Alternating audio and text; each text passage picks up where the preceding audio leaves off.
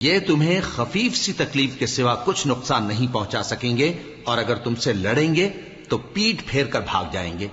پھر ان کو مدد بھی کہیں سے نہیں ملے گی۔ یہ جہاں نظر آئیں گے تم دیکھو گے کہ ذلت ان سے چمٹ رہی ہے،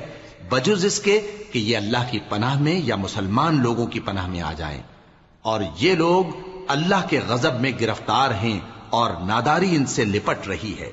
یہ اس لیے کہ اللہ کی آیتوں سے انکار کرتے تھے اور اس کے پیغمبروں کو ناحق قتل کر دیتے تھے، یہ اس لیے کہ یہ نافرمانی کیے جاتے اور حد سے بڑھے جاتے تھے۔ یہ بھی سب ایک جیسے نہیں ہیں۔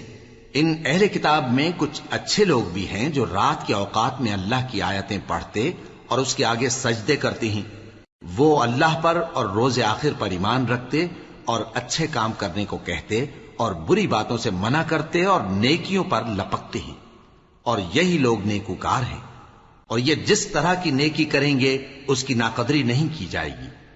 اور اللہ پرہیزگاروں کو خوب جانتا ہے۔